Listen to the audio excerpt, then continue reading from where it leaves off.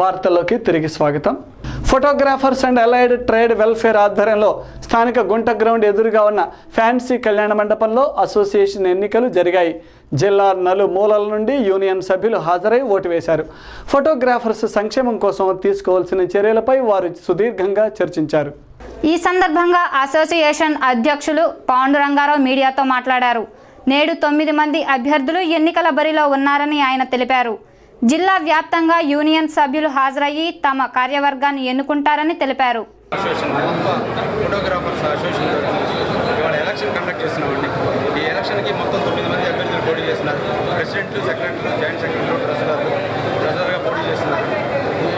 వీళ్ళందరికీ ఇప్పుడు మాది జనరల్ బాడీ మీటింగ్ జరుగుతుంది. ఈ మీటింగ్ అయిపోగానే 12:30కి మనకి ఎలక్షన్ స్టార్ట్ అవుతుందండి.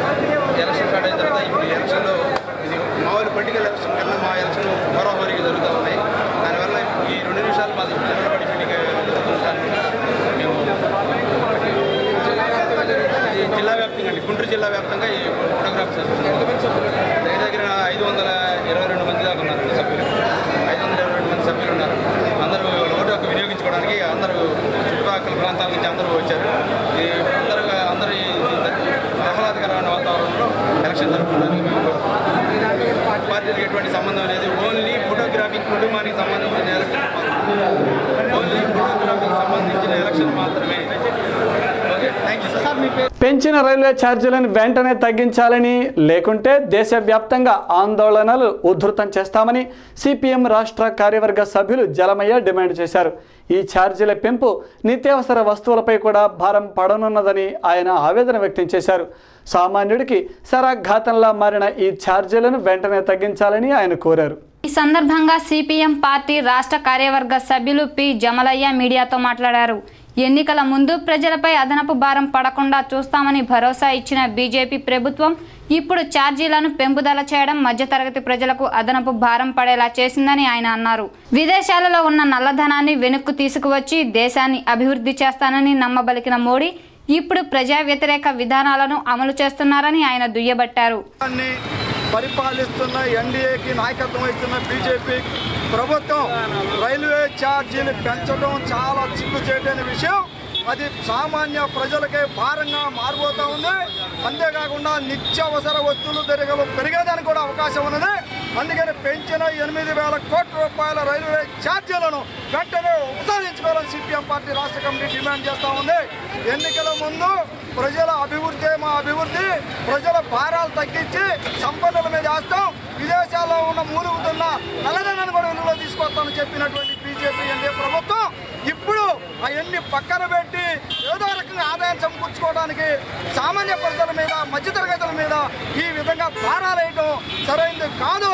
అందుకని సిపిఎం పార్టీ చెప్తా ఉన్నది, కాంగ్రెస్ ప్రభుత్వానికి ఇప్పుడు వచ్చిన బీజేపీ ప్రభుత్వానికి తేడా లేకుండా ఉంది. రెండు ఒకే గట్ల కట్టే పద్ధతిలో ఉన్నది. ఇది దుర్మార్గమైంది. కాంగ్రెస్ తప్పు చేసింది, ప్రజల మీద భారాలు వేసింది, మేము అలా వేయం అని చెప్పిన బీజేపీ ప్రభుత్వం ఈ విధంగా వ్యవహరించడం సరైనది కాదు. తెలుగుదేశం ప్రభుత్వాన్ని కూడా చెప్తా ఉన్నాం, మీరిద్దరు కలిసి ఉన్నారు అక్కడ ఇక్కడ, మీరు కూడా కేంద్ర ప్రభుత్వంపై ఒత్తిడి తీసుకొచ్చి, బీజేపీ పార్టీ మీద ఒత్తిడి తీసుకొచ్చి రైల్వే ఛార్జీలు తగ్గించే పద్ధతిలో తెలుగుదేశం ప్రభుత్వం కూడా బాధ్యత తీసుకోవాలా. లేదంటే ప్రజల ఆగ్రహాన్ని గురికాక తప్పదు. మీరు కూడా భాగస్వాములు కాక తప్పదని చెప్తా ఉన్నాం. అందుకని ఇటు కేంద్ర ప్రభుత్వం బీజేపీ, ఇటు రాష్ట్రాన్ని పరిపాలిస్తున్న తెలుగుదేశం, ఈ 2 ప్రభుత్వాలు ప్రజల యొక్క భారాలను తగ్గించే విధంగా, నిత్యావసర ధరలు తగ్గే విధంగా కారణం ఈ 8,000 కోట్ల రూపాయలు తగ్గించాలా, ప్రజలకు ఉపయోగపడే పద్ధతి విధానాలు తీసుకొచ్చి అమలు చేయాలని చెప్పేసి సిపిఎం పార్టీ కోరుతా ఉంది. ఈ ధరలు తగ్గే వరకు ఉద్యమాన్ని కొనసాగిస్తాం. అన్ని రకాల శక్తుల్ని కలిసి వచ్చే వాళ్ళని కూడా కలుపుకొని ఈ ఉద్యమాన్ని ముందుకు తీసుకెళ్తామని చెప్పేసి కోరుకుంటున్నాం. కొత్త రాష్ట్రానికి రాజధాని ఎక్కడ ఏర్పాటు చేస్తారో ప్రభుత్వం స్పష్టమైన నిర్ణయం తెలియజేయాలని ఛాంబర్ ఆఫ్ కామర్స్ అధ్యక్షుడు ఏ ఆంజనేయులు కోరారు. గుంటూరు, విజయవాడ మధ్యలో రాజధాని ఏర్పాటుకు అనువుగా ఉంటుందని ఆయన అభిప్రాయపడ్డారు. త్వరితగతిన రాజధాని ఏర్పాటు చేస్తేనే రాష్ట్ర అభివృద్ధి సాధ్యపడుతుందని ఆంజనేయులు తెలిపారు. ఆంధ్రప్రదేశ్ 2 రాష్ట్రాలుగా చీలిన తర్వాత 2 రాష్ట్రాల ప్రజలకు కూడా అన్ని రకాల ఇబ్బంది కలిగే పరిస్థితి ఏర్పడుతూ ఉంది.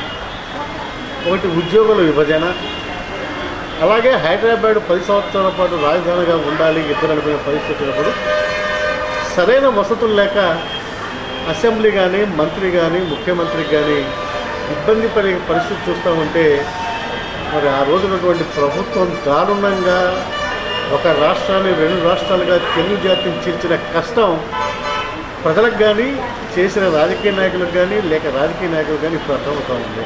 పరిస్థితి కావాలంటే రైలు కానీ రోడ్డు కానీ రవాణా సమస్య కానీ విమాన సర్వీసులు కానీ మంచినీటి సమస్య కానీ చుట్టుపక్కల ప్రాంతంలో ఉన్నటువంటి మరి చిన్న చిన్న విలేజెస్ కానీ కలిసి ఉండి ఇటు వ్యాపార సామాజిక అలాగే అభివృద్ధి పరిస్థితుల్లో అందరికీ అందుబాటులో ఉండే ప్రాంతం కావాల్సిన బాధ్యత ఉంది. గారు ఈ రాష్ట్ర రాజధాని ఎక్కడ ఏర్పాటు చేస్తున్నామని స్పష్టమైన నిర్ణయం ప్రకటిస్తే మిగతా చోట్ల కూడా కనీసమైన వ్యాపార వర్గాలు ఇబ్బంది పడకుండా ఉండే పరిస్థితి ఏర్పడుతూ ఉంది. విద్యా సంస్థల్ని అలాగే కార్పొరేట్ సంస్థల్ని హాస్పిటల్స్ని కానీ వీటన్నిటి కూడా సమన్వయపరుస్తూ గుంటూరు విజయవాడ మధ్య రాజధాని ఏర్పడితే నిజంగా మంచినీళ్ళు కానీ అలాగే గన్నవరం ఎయిర్పోర్ట్ కానీ విజయవాడ గుంటూరు 2 రైల్వే డివిజన్స్ కానీ 8 లైన్ల రోడ్స్ కానీ అన్నీ కూడా దగ్గరలో ఉన్నటువంటి పరిస్థితి ఎక్కడ ఉందంటే ఓన్లీ గుంటూరు విజయవాడ మధ్య ఉన్నది. ట్రాఫిక్ అంతరాయం లేకుండా ఉంటుంది. బట్ ముఖ్యమంత్రి ఆ దిశగా ప్రయాణం చేసిన అవసరం ఉంది. QTV న్యూస్ ముగించే ముందు హెడ్లైన్స్ మరొకసారి.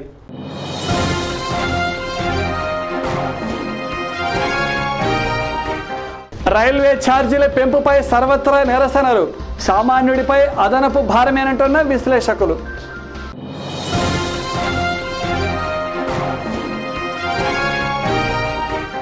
ప్రశాంతంగా ముగిసిన CA CPT పరీక్షలు.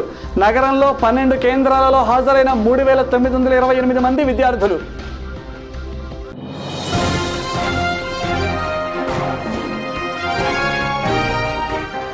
విభజన తర్వాత రాష్ట్ర పరిస్థితులపై సీమాంధ్ర కవి సమ్మేళనం. రాష్ట్రం నలుమూలల నుండి హాజరైన సాహితీ అభిమానులు. ఇవి ఈరోజు విశేషాలు. మరిన్ని వార్తలతో మళ్ళీ కలుద్దాం. నమస్కారం.